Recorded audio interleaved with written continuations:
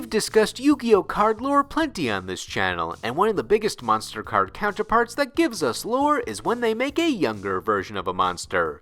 Quite simply, it's an established monster, but at an earlier point in their life. Or maybe it's ambiguous if it's an ancestor or offspring or just another monster entirely, but with the power of assumption, it's implied it's a younger version. And we're going to go over some of our favorite younger monster counterparts in this video. Now we're not basing our rankings on the best effects, we're more looking at which ones have the coolest lore implications, and how the younger effect complements the original monster's effect in any way, or changes the narrative. Is it better, worse, supports something else? And joining me is my co-host who hates seeing worse variations of cards, Judgment Meter. I don't want them to suck more. Now, let's look back at the top 10 younger monster counterparts in Yu-Gi-Oh! Number 10, Insect Princess. This one might be where it's a mother and a daughter, but I've always viewed Insect Princess to be a younger version of Insect Queen for some reason.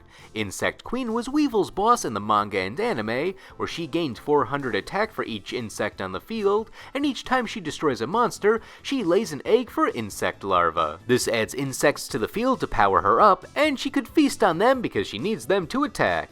In real life, the card was basically the same, and was bad since not being able to attack unless she tributes a monster made her slow, and she was a level 7 monster with 2200 attack to start, so she wasn't really that strong or easy to get out, even with the attack boost. But hey, maybe you still wanted her for the collection since she was cool in the anime. Now what I've always headcanoned to be her younger self is the monster Insect Princess. They both benefit from having insects on the field, but in different ways. While Queen benefits from having other insects on both sides of the field for her attack boost, and has to kill insects on your side of the field to attack, Princess benefits from only having insects on your opponent's side of the field, since she forces them into attack position, and gains 500 attack for every insect she destroys in battle. She's a level 6 with 1900 attack, so slightly weaker than the Queen to start, but I say it's an overall better effect and easier to summon. Besides the name, I like that you can tell the relation between the two with the visuals. The head has the same pattern going to the nose, the arms/legs have a color change on the forearm area, different color though, the eye pattern's the same, and the feelers are in the same position on the head. I've also viewed that evil shadow that she has to be the implication of her eventual metamorphosis into the full-sized Insect Queen. Or maybe it's evil because she only benefits from killing the insects, but either way, that shadow is a cool piece of art. Whoa! She's so freaking cool! Wow, is her arm and hand seductively sliding down her thigh? I mean, how else is she gonna force insect monsters to go into attack mode for her? The thigh area. In the end, it doesn't matter too much if this is a younger version of the Queen or just a daughter, but if you've ever seen Metamorphosed Insect Queen, this insect species changes fast, so don't get used to that appearance of the princess for long. Number 9, Legacy Hunter. This monster appeared on my original weird retrain list, but it was less about the effect and potential lore there, and we instead focused half the entry on the generic name of Legacy Hunter, and the other half riffing on Danzalug's history. So I wanted to revisit this monster for this topic, since the idea of younger Danzalug has some unexplored story implications. Original Danzalug was an icon of early Yu-Gi-Oh!, being a part of some warrior and mill decks. When he inflicts battle damage, you can either make your opponent discard a random card, or mill 2 cards from the top of their deck. Very good effects for decks that can give him a clear path to attack directly. Another big thing about his lore is he leads the Dark Scorpion Gang, who are a band of thieves with an archetype that is beyond garbage. We did an entry in our Cards That We Want Retrained video, where we try to rebuild the archetype to be kinda rogue, but still pretty trash. Regardless, Zalug is iconic, had a funny anime episode, and is a cool looking thief design overall. A few sets later, they released Legacy Hunter, whose name gives us no indication of who he is, but look at those eyes, that nose, the hair, skin tone, muscle structure, all of them match Danzalug, so you can't help but assume it's a younger Zalug. I want to know what happened. How did he lose his eye, or get his tattoo? His knives are kinda funny since they were designed with the idea that Zalug wielded 2 guns, but they accidentally paralleled the censored card. I mean, both can kill people. So one is a short-range weapon, and the other one is a long-range weapon. Well, I guess you could really use them either way. You can throw your swords. You can also throw your guns. Even Legacy Legacy Hunter's effect is a worse version of Zalug, where when he destroys a face-down monster by battle and sends it to the graveyard, your opponent shuffles a random card from their hand back into the deck.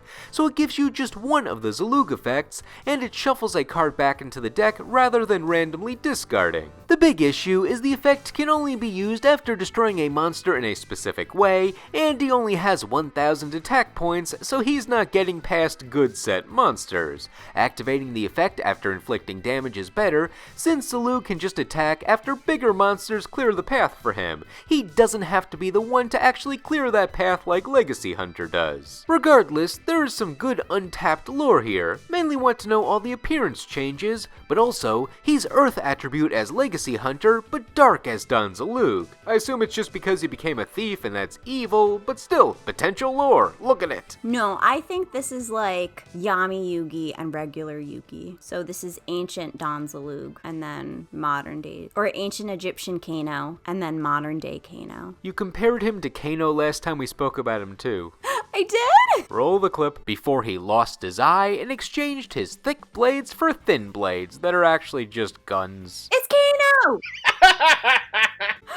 Oh, I have no recollection of this, but yeah, that makes sense. Number 8, Amazonis Trainee, and Baby Tiger, and Princess. For the latter two, I don't think it's confirmed if they're the same or just related to the older counterparts, but Trainee is confirmed, so I'll start with her. She's the younger version of Amazonis Chainmaster, who came out in 2005, and Trainee in 2010. Seems like a random pick to have Chainmaster of all monsters in the archetype get the deep lore with a younger counterpart, but I never considered that she might be the most iconic of the Amazonis. Even though a majority of the Amazonis monsters were used by Tanya from GX or the Tyler sisters from Arc 5 across the various anime, people tend to remember Mai from the original series using them the most, since Duel Monsters nostalgia is strong. Mai only used a couple of them in her deck, and Chainmaster was the one that stole Winged Dragon of Ra from Merrick in their duel, so she had a pretty epic looking moment that likely places her firm in people's memories and warrants these spin-off cards. Chainmaster's effect in the game is pretty similar to her manga and anime effect, where when she's destroyed by battle and sent to the graveyard,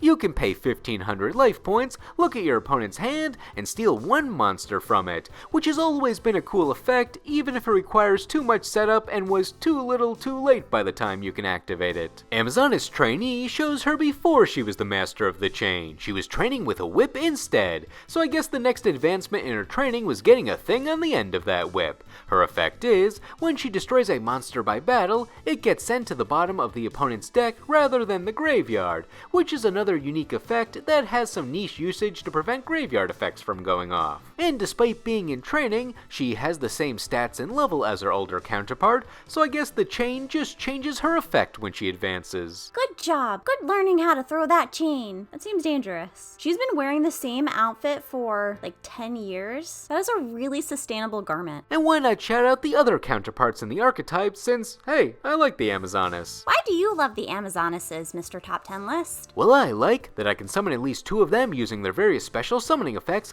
which lets me link them off into Isold to search their pendulum monsters, and send 2 equipped spells to the graveyard to special summon Amazonis Spiritualist, which searches polymerization, so now I can get their pet Liger fusion out, letting me revive an Amazonis by destroying one, which triggers their field spell, getting me another Amazonis from the deck, and then I can use whatever's left over for their bigger protection fusions or link summoning. Oh, and I guess the big ladies are hot too. Yeah, I was really going for the second one. I have no idea what you said at the first part. Amazonis Baby Tiger is either a baby version of Amazonis Tiger, or they just own multiple tigers, which would make sense. The original tiger was just a battle phase redirecting monster, and it gained attack per Amazonis on the field, so it was good in the old days, but not too good now. Baby Tiger, though, is much more useful, special summoning itself from the hand or graveyard when another Amazonis monster is summoned, giving you some recursion after board wipes or using it as a fusion material. It also counts as the original tiger when it's on the field or in the graveyard, and it's insanely cute. Like, God, how did they get a monster to be this cute? Yes, tiger! And there's a baby! There's a baby! There's a baby! There's a baby. It's so cute. It's like when a human baby lies on the carpet. It's doing that, but with its little kitty butt. Ugh. I love it. And it grows into the collar. And I love its little face. Ugh. That's probably one of the cutest cards I've ever seen. Finally, there's Princess, who is the most useful card in the deck since she searches any Amazoness spell or trap, which can be Amazoness Call, which then searches any card in the archetype, and she can also special summon others from the deck when she declares an attack, which is outdated but was useful, plus her name counts as Amazoness Queen on the field and in the graveyard. She could just be a random princess in the village since there are multiple rulers in the Amazoness hierarchy, but based on the hair color and markings on her body, people assume that she's the younger version of their fusion Amazoness Empress, which needs Queen as a material, which she counts as, so it could go either way. There's no proof they're the same based on the lore, but you can look at the visuals and assume. Really, more the reason we need more Amazoness support. I can get my lore on the card art, and more importantly, it'll make my deck better. Follow me on social media to hear me lament about this archetype every few months. Number 7, Warrior Lady of the Wasteland and Rookie Warrior Lady.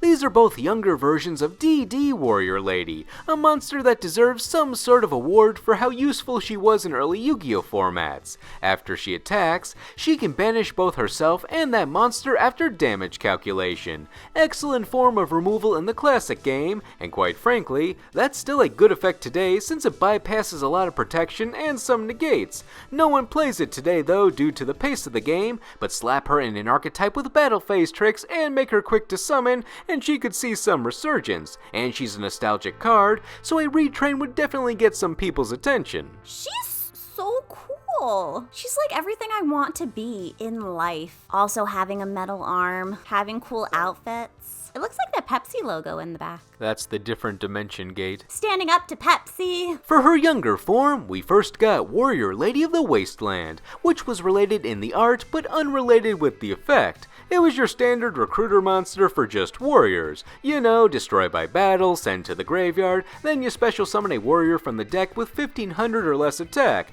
We've seen it before with other types and attributes. The bigger implication here, though, is she's part of a massive storyline across multiple card arts, showing how she became the journeyed DD Warrior Lady after being lost in the different dimension, and she was constantly being attacked by Warrior Digrepher and then courted by him. And then there's a lot of other art that she's on to break down, which I covered in my first ever backstory video and in the revised backstory video on the side during the Warrior Digrepher entry there, so I won't repeat all the details here. Overall though, Warrior Lady of the Wasteland is a fun card for the lore, and she can be useful depending on your flavor of Warrior Toolbox deck from the old days. Oh no, her arm has a boob. Her arm has a boobie. Her arm has a boo-boo. I mean, you commented on her metal arm. You gotta know she loses it at one point. I know, that's how. Do you want to see how she loses her arm on Karma Cut? No, it's gonna be sad. The final version of her to note is the midway point between these forms, Rookie Warrior Lady. This shows her at some point after clashing with Digrepher, but before the Karma Cut, and I can only assume that because her arm is still intact, but her hat is missing. He knocked off her hat. Rude.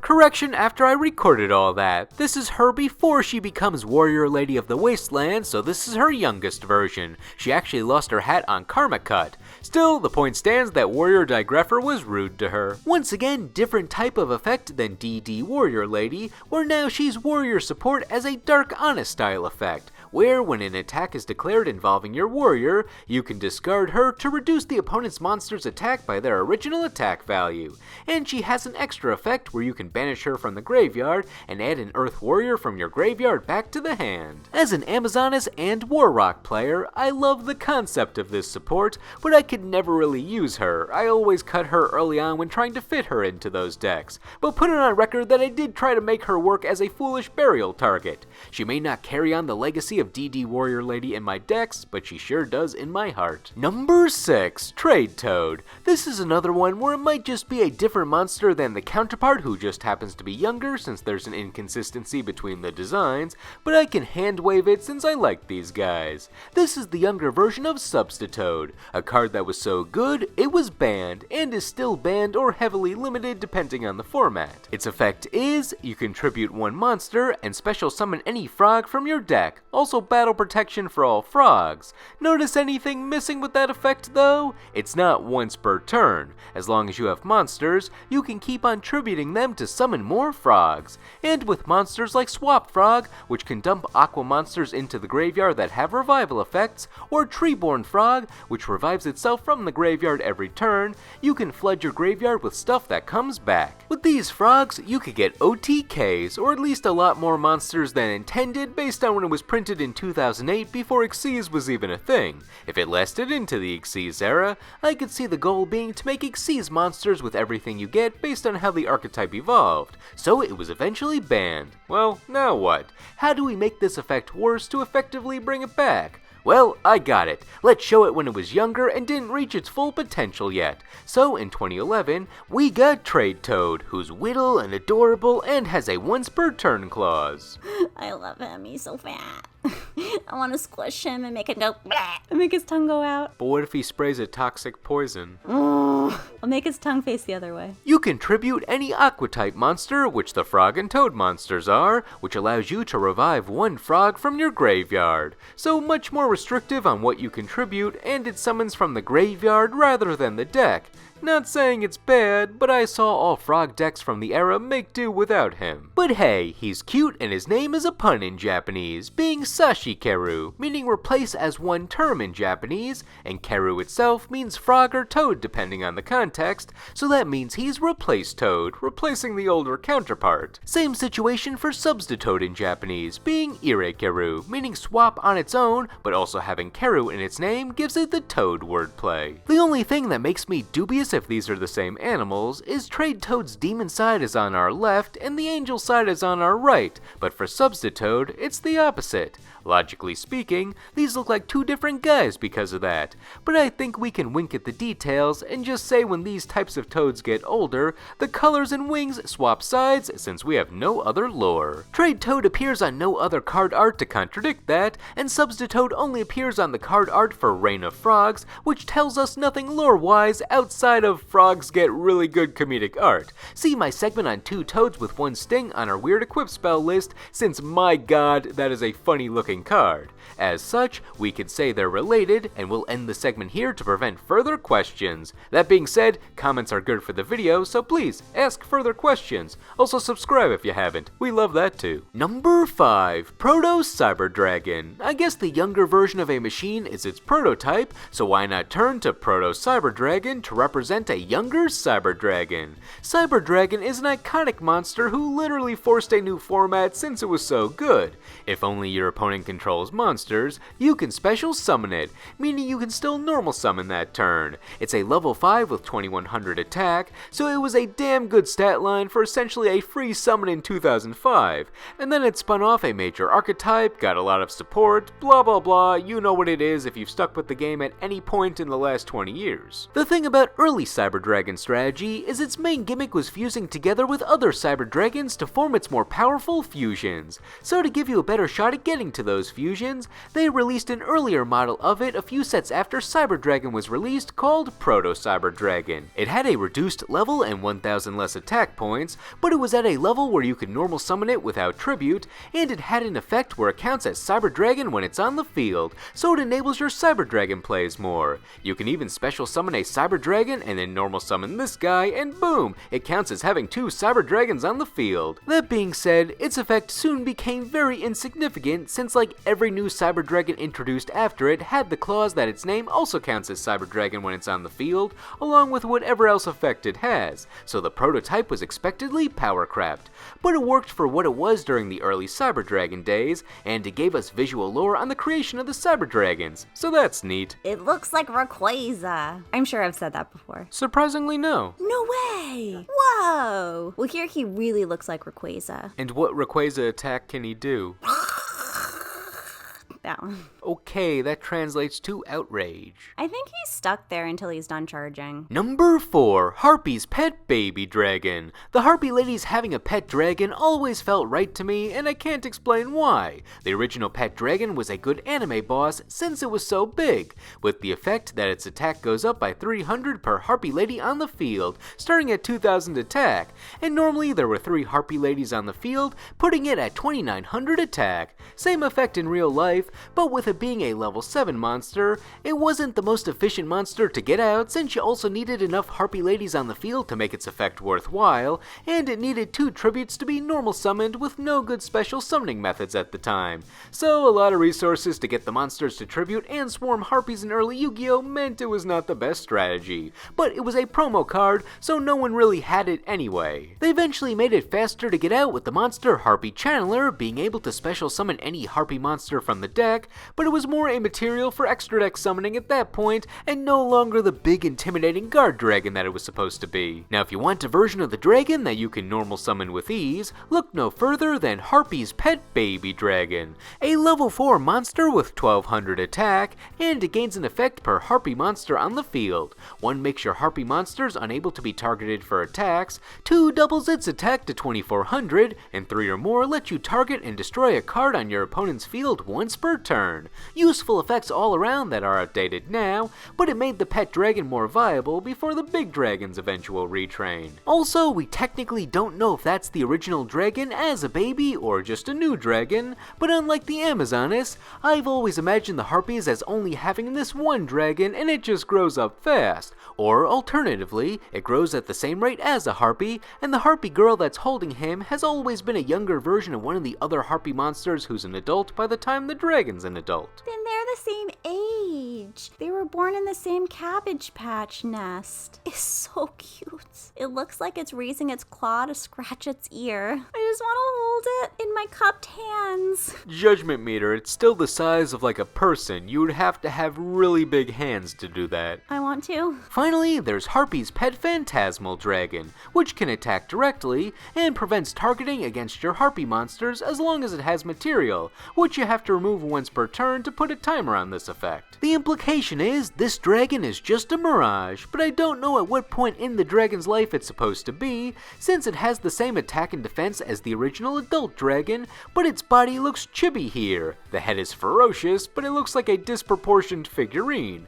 Maybe these dragons just grow weirdly. Regardless, I'm sticking with my theory that they just own one fast-growing dragon, and the other ones are just an illusion. Not the type, just the word. Number 3, Demise Agent of Armageddon and Ruin Angel of Oblivion. On our Forgotten Counterpart list, we touched upon these cards in the Ruin Queen of Oblivion segment, where I said I don't care much for the effects of them, but it's good lore, so that's perfect to finally expand upon for this list. For the originals, Demise King of Armageddon and Ruin Queen of Oblivion are an iconic duo of ritual monsters, mainly thanks to Demise having an OTK at best, went over that on the Forgotten Counterpart list, but on average, the effect for him was still really good. Pay 2000 life points, wipe everything else on the board, and it's not once per turn in case your opponent has follow-up effects to their monsters getting destroyed. It was still a ritual monster, so you have to summon it with its ritual spell, but ritual monsters have gotten faster and more universal methods of special summoning themselves over the years, so it's not a big deal in the end. However, Demise always brings his wife Ruin along for the ride, even if she never goes into the competitive decks. She's also a ritual, and when she destroys a monster by battle, she can attack again with her 2300 attack stat line.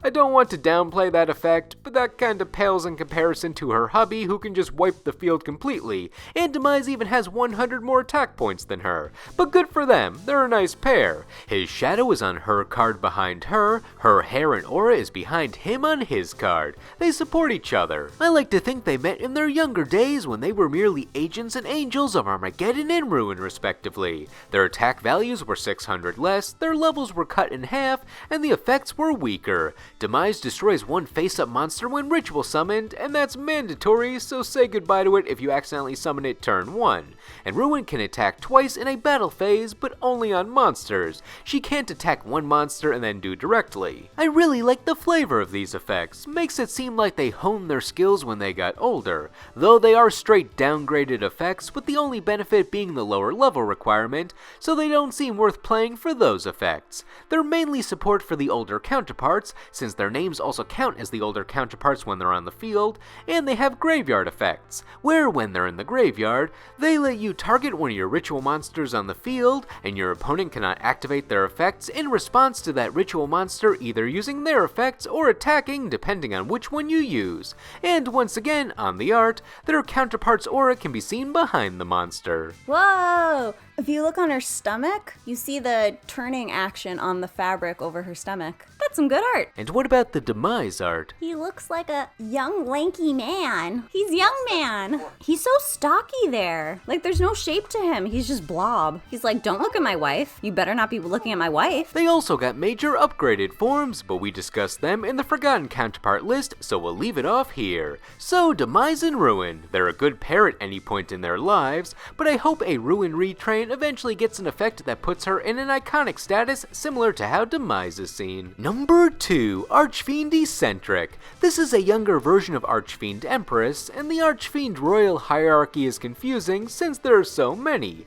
Really, once we moved past the original batch that were chest themed, Archfiends were more just random monsters and other archetypes, or standalone monsters that either had generic effects or supported Dark Fiends, which the younger and original counterpart did respectively. Also, modern Archfiend support is actually really cool and more cohesive, but that's beside the point for now. When the original monster Empress is on the field, she can protect exactly one Dark Fiend from being destroyed by banishing another one from the graveyard, and when she's destroyed from the field and sent to the graveyard, you can revive a different level 6 or higher Dark Fiend from your graveyard. Pretty good standalone effects, but it's a level 8 monster released in 2010 with no quick way to get itself out, so I never saw it used. Once again though, modern Archfiend support is pretty good, so maybe it's better now. For her younger counterparts, there were 3 of them that each seemed to be slightly older than the previous one released, while all still being younger than the Empress. Archfiend Eris was the first younger version, and she's the Searcher of the Archfiend deck, but she was released at a time when Searchers usually had to work a bit more, since she can only search an Archfiend when destroyed by an effect or battle. Still, searching is always a good effect, and that name Eris implies that she'll be inheriting the throne someday. So that opens up the question, who's her dad? Is he that giant Archfiend Emperor dude with the faces on his knees? Aww, she's cute. She's gonna grow up to be a really good temptress lady. Also, the Japanese name just translates to Trick Archfiend, so we don't even know that she's the heiress of anything here. She could just be a trickster, a schemer. But then during the Pendulum era, this version got a retrain that was slightly older, Archfiend Eccentric. The pun already made sense in English, but it makes even more sense when you know it spun off the Japanese name of the last form. This is her best and most iconic version overall, since Eccentric was a staple card for a while. When you use her as a monster, you can tribute her to destroy another monster, and when she's in the Pendulum Zone, you can destroy her to destroy a spell or trap on the field. Versatile effect. Finally, in 2026, we got Highness Archfiend, who's chronologically older than the last 2, but still younger than Empress, and her effect is really good for the archetype. On normal summon, she searches 2 Archfiends if you banish an Archfiend monster from the graveyard, but you can't summon from the extra deck for the turn unless it's an Archfiend. But stop right there though, you search 2, instantly good for what it's supporting. You can also summon her from the graveyard when your ritual monster is destroyed by battle, since she was released with the ritual support for the Archfiends, but the search 2 is why this monster is fantastic if you want to do the Archfiend stuff. The latter 2 Archfiends were also light attribute instead of dark, which mainly piques my interest on what makes her light at this point in her life. I know that light Archfiends are a thing and they're not always good versus evil, but going chronologically, she's dark, then light for a bit, then dark in her final form. The light ones do have better effects, so maybe that's why they're on the good side. That would also mean chronologically, her effect went from okay to universally great to fantastic for the archetype specifically to not that good, but hey, she became the Empress in the end, so it's not all bad. For number 1, I'm going with a card that's related to another card whose whole gimmick was aging. It answered a question about a monster's lineage that I didn't even realize I wanted answered until it was printed. Number 1, 100 Dragon. This is the younger counterpart of 1000 Dragon, which also makes it the younger, older counterpart to Baby Dragon, making it an aged counterpart for any topic. It can go either way. Dragon! He's old! I like him. He's from the TV show. Now hold on there, Judgment Meter. He's a few hundred years off from when he becomes 1000 Dragon. This is him on his way there. Whoa! He gets buff! Oh, now I'm sad again. No, he's still fine as the old man. He's just a bit hunched over now. And his muscles are dilapidated. Yes, his muscles are dilapidated. His muscles are dilapidated, but he's really wise. But obviously, the big appeal with the art is we get to see 1000 Dragon in the middle of his life. We only ever saw the extremes of 1000 Dragon in the manga and anime. Baby form, then Joey uses Time Wizard's effect to throw the field 1000 years into the future, and now we see the dragon at 1000 years old, where it has 2400 attack, and that's it, since early Yu-Gi-Oh gimmicks were, hey, look at this dragon when he's a wise old man. It worked great the first time in the manga and anime, but every other time he was successfully summoned, it immediately backfired on Joey, and 1000 Dragon was destroyed handily. He had the cool moment against the Harpy ladies, and then lost 3 in a row. For Time Wizard, as we discussed in our Monsters That Became Fusions video for the Time Wizard of Tomorrow segment, when they brought him into the real-life card game, his effect couldn't work since there was no turn the field 1000 years into the future button, so they just made it a coin flip effect, where when you called it right, he wipes your opponent's field, and if you called it wrong, he wipes your field and deals burn damage to yourself. To emulate the Baby Dragon aging, they just made 1000 Dragon a fusion of Baby Dragon and Time Wizard, which was a fine compromise for the time. When Time Wizard was retrained in 2020 into his fusion form, Time Wizard of Tomorrow, it became a full board wipe effect, and to complement him, the dragon got a new counterpart as well, 100 Dragon. His effect supported board wiping, where if he's sent to the graveyard, like after a board wipe, you can target an extra deck monster on your field, and the first time that monster would be destroyed, no it won't, so it could survive a board wipe. And you know who's an extra deck monster? Time Wizard of Tomorrow. Though the big issue with this idea is, with Time Wizard's effect, everything is destroyed on your field at once, so 100 Dragon and Time Wizard go at the same time, and there would be nothing left to target afterwards. The only on-brand strategy with these two is 100 Dragon could be on the field and used as a fusion material for Time Wizard, so the dragon goes to the graveyard, then he protects Time Wizard, so Time Wizard would survive his own board wipe effect.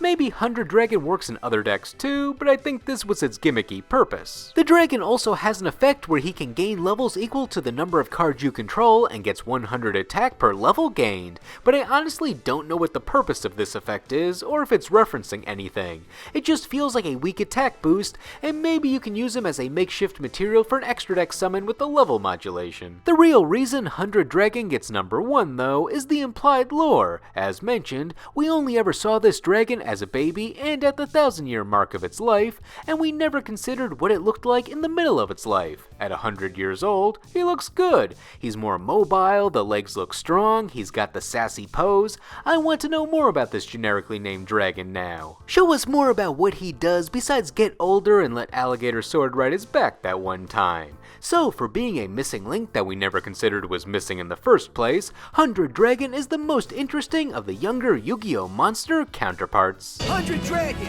attack! Toxic Nostril Gust!